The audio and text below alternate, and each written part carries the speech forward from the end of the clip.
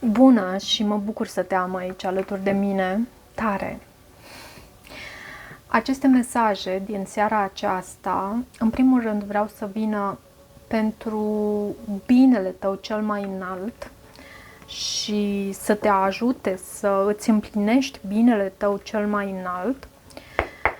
Vreau de asemenea să ajute energia colectivă să se alinieze cu cea mai înaltă voință a lui Dumnezeu pentru tine. Și voiam să întreb tarotul, cine vine înspre tine? Cine vine înspre tine? Hai să vedem. Cine vine înspre tine în următoarea perioadă? Mesaje care să te ajute să fie înspre binele tău cel mai înalt. Împăratul, bineînțeles, nu se putea altfel, pentru că eu citesc pentru energia mea, energia voastră, bineînțeles, divină feminină și, în general, împăratul apare în astfel de citiri. Mai ales când am setat și împărăteasa, un cuplu puternic, un cuplu în energia feminină, divină și în energia masculină, divină. Un cuplu conectat la adevăr, un cuplu de asemenea, fiind în energia celei care vine înspre tine, poate fi o persoană foarte bine echilibrată în energia sa. Pentru că noi știm că, cel puțin David Deida vorbește despre faptul că 80% dintre femei manifestă energie feminină și 80% dintre bărbați, în genere, manifestă energie masculină. Celelalte procente e invers, e taman invers, cum s-ar spune. Poate veni spre tine o persoană foarte echilibrată în interior, având atât sau fiind în echilibru atât cu energia sa feminină, cât și cu energia sa masculină. În anumite momente din viața personală să manifeste energie feminină pentru că știe că astfel este necesar, iar în alte momente să manifeste acea energie masculină, cred că am spus feminină la început, pentru că astfel știe că e necesar să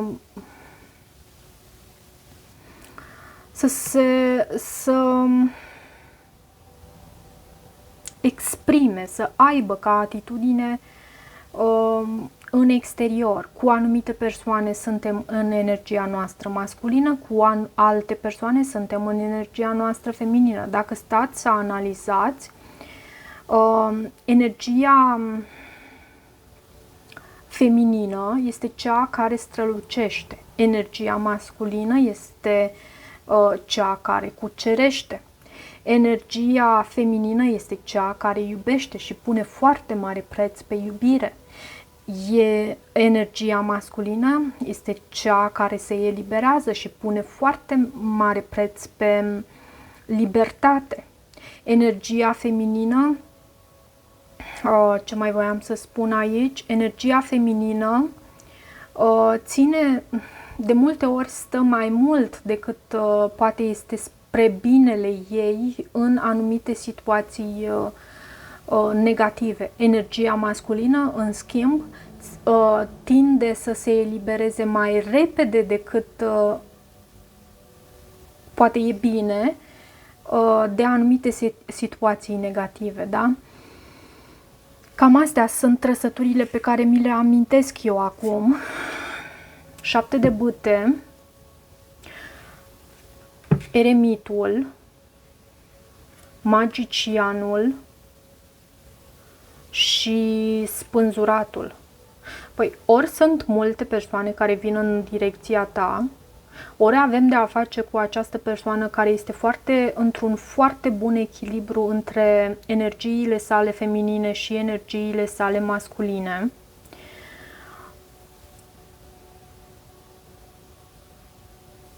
Și o persoană care are toate aceste laturi și de asemenea anumite evenimente care pot să transpară în urma întâlnirii cu această persoană, deci poate fi și așa, pentru unii dintre voi, dar o persoană foarte puternică, dacă este vorba doar despre o persoană, pentru cei mai mulți dintre voi, cred că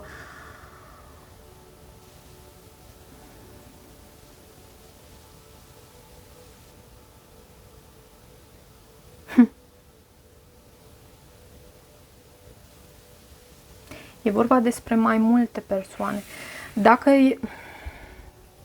e o persoană ghidată de divinitate, iarăși o persoană care lucrează la vindecare și care depune această muncă de vindecare personală, pot să fiu eu cu acest adevăr pe care tocmai l-am împărtășit cu voi.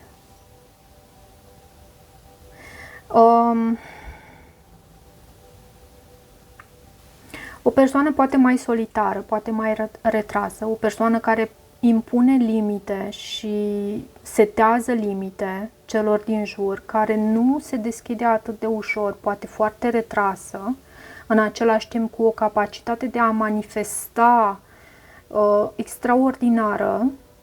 Și magicianul vorbește despre faptul că această persoană poate să aibă resurse foarte... Are toate resursele, nu că foarte mari. Are toate resursele necesare pentru a aduce în concret ceea ce își dorește să aducă. În același timp, cu acest... Cred că am mai pomenit despre această idee și la un alt semn zodiacal de astăzi. Dar, dragilor, vreau să vă rog să vă dați voie să vă cunoașteți dorințele. Pentru că eu când vorbesc despre a manifesta, nu vorbesc despre a vă îndepărta de binele vostru cel mai înalt. Nu despre asta vorbesc. Când vorbesc despre a manifesta, pentru că noi nu manifestăm așa și în stânga și în dreapta și ne propunem și asta și cealaltă și ne dorim lucruri care să nu ne fie înspre binele nostru cel mai înalt. Nu. Dorința aceea care noi mai întâi stăm și o analizăm atunci când închidem ochișorii în seara, când ne punem în pat, stăm și ne gândim cu ochii închiși ce-mi doresc eu, de fapt, de la viața asta. Dorința aceea, să știți că este spre binele vostru cel mai înalt. Și urmați-o, pentru că nu... Dumnezeu, știm, ne dă, dar nu ne bagă și în traistă.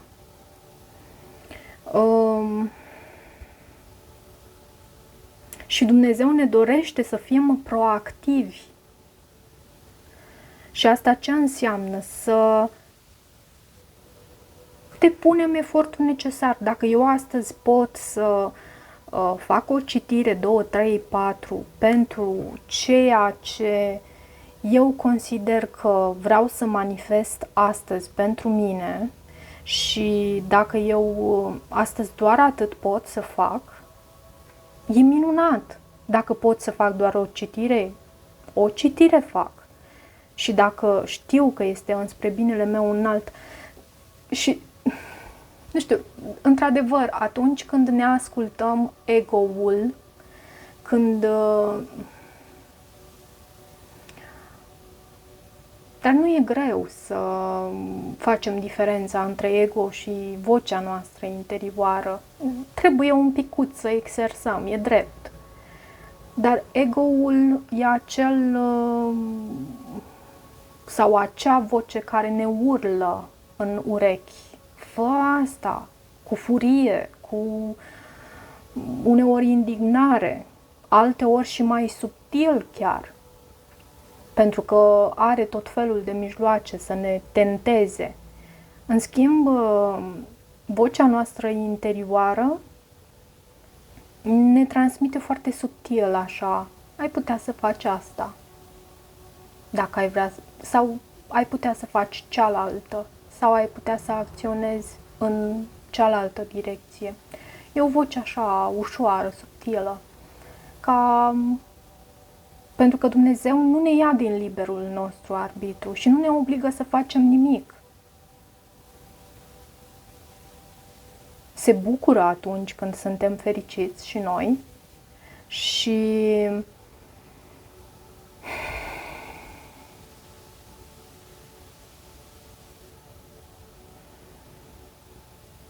e trist alături de noi atunci când suferim. Ok. Și ne este alături tot timpul. Chiar dacă nu recunoaștem acest lucru vreodată, ne este tot timpul alături. Această realizare, faptul că tu în cine vine înspre tine este o persoană care vede lucrurile dintr-o altă perspectivă, o persoană care poate s-a gândit și a fost nevoită să stea în această poziție a spânzuratului, dar în acest proces, în acest blocaj, în acest sacrificiu în care a fost nevoit să stea, în această poziție în care a fost nevoită să stea această persoană, a câștigat și iluminarea, a câștigat și o nouă perspectivă. Și cumva în direcția ta o astfel de persoană vine. Minunat! Ar trebui să mai continui.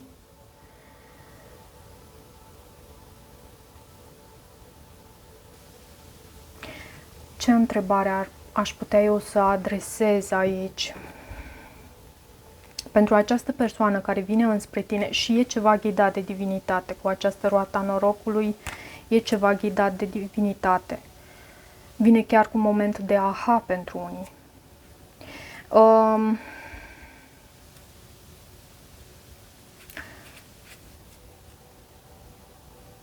Am văzut cine vine înspre tine, ok? Acestea sunt energiile pentru cine vine înspre tine. Și, repet, poate fi o persoană sau mai multe persoane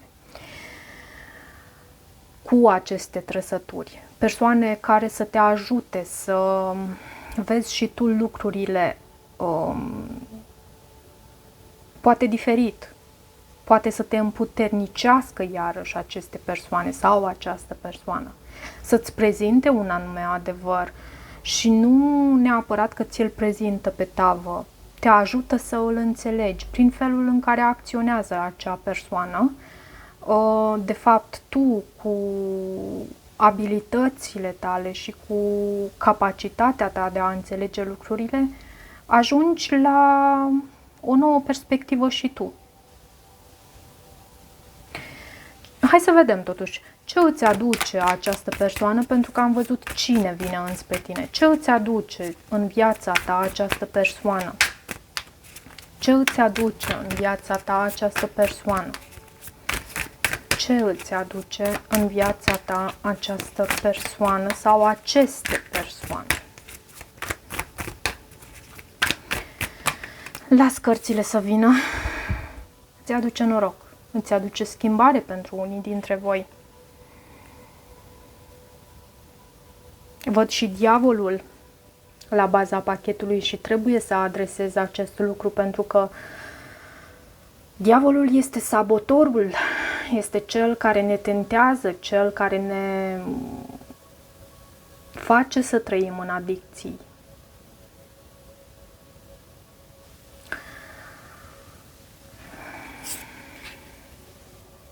Da, o persoană care,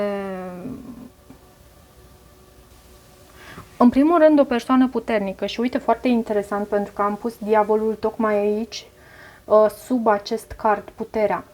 Noi pentru a depăși această adicție, această toxicitate, acest sabotor, această energie a diavolului, noi, și iarăși, nu cred că nu trebuie să merg acolo și să spun că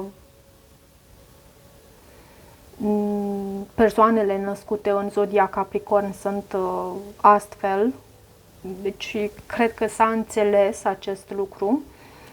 Dar pentru a depăși acest sabotor al nostru pe care toți îl avem interior, avem nevoie de putere.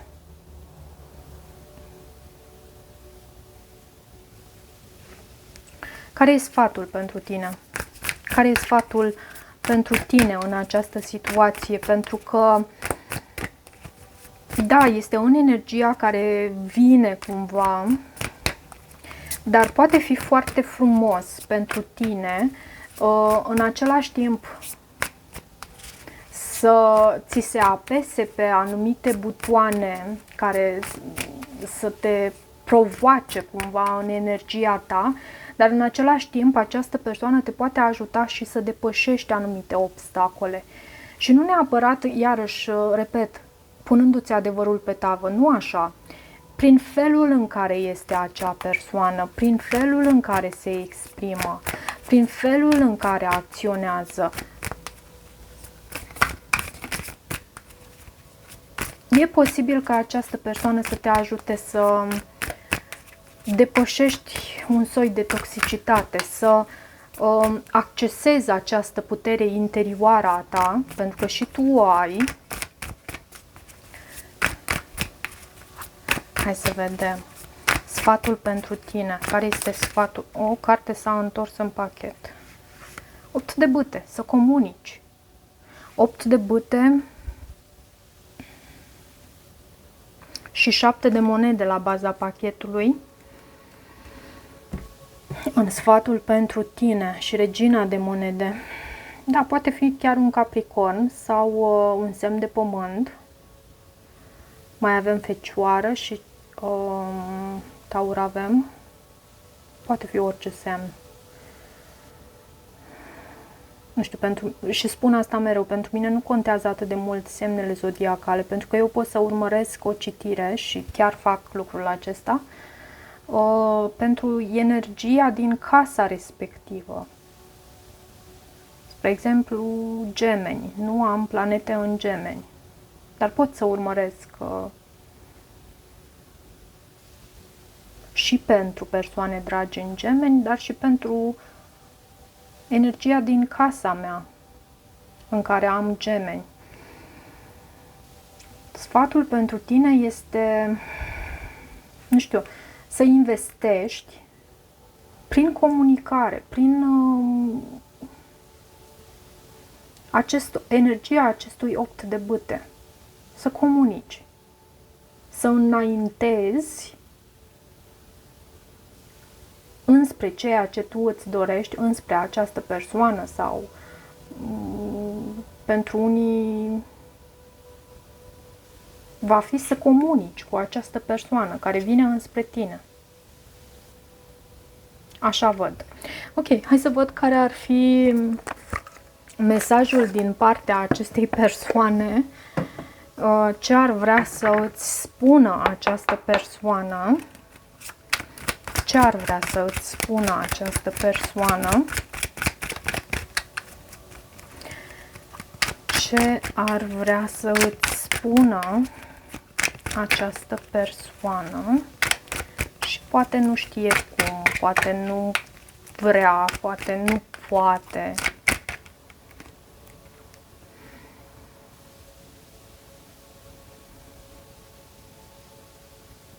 O persoană care ar face orice pentru a-ți arăta ceea ce simte, decât să fie de fapt directă și onestă. Cumva o descriere a acestei persoane care vine înspre tine. Deci o persoană care ar prefera să facă orice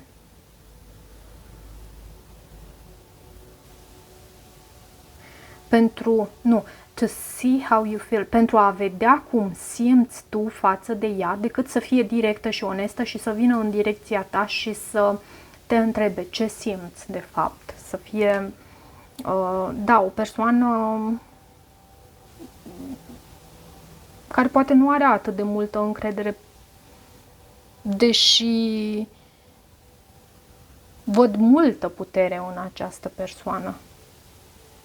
Și cu această carte, Marea Preoteasă, ar trebui într-adevăr să fie ca o validare a acestui mesaj, că nu știu dacă nu îndrăznește, dar nu vrea să te întrebe într-un mod direct, să vadă ce simți tu față de ea.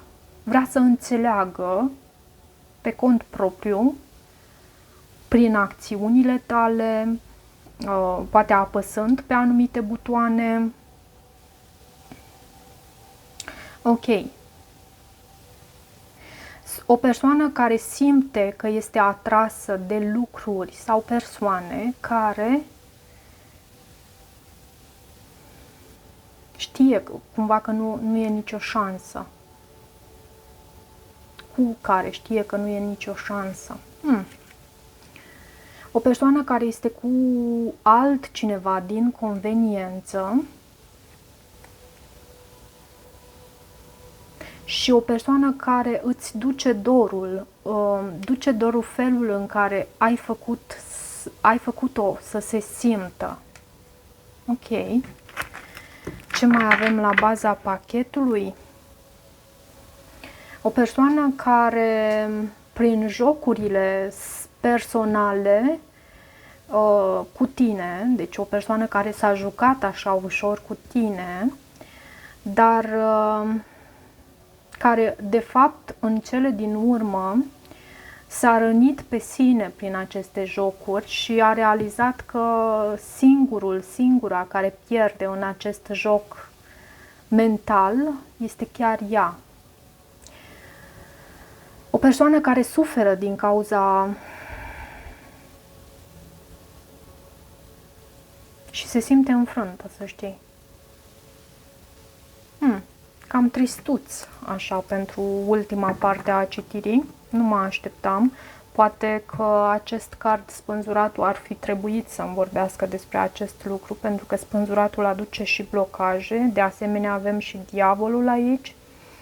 Dar sfatul pentru tine este să comunici cu această persoană.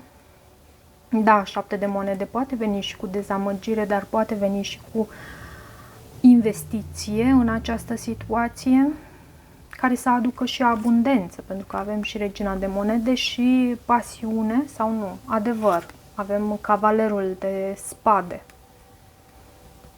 Încet, totuși. Ok, cam atât pentru astăzi, dragilor. Am vorbit mult.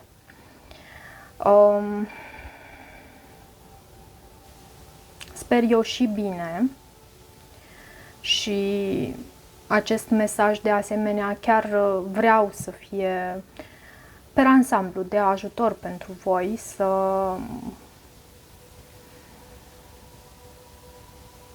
în intenția pe care eu mi-am setat-o încă de la început a fost aceea de a fi acest mesaj pentru binele vostru cel mai înalt și în același timp să vă alinieze cu cea mai înaltă voință divină pentru voi.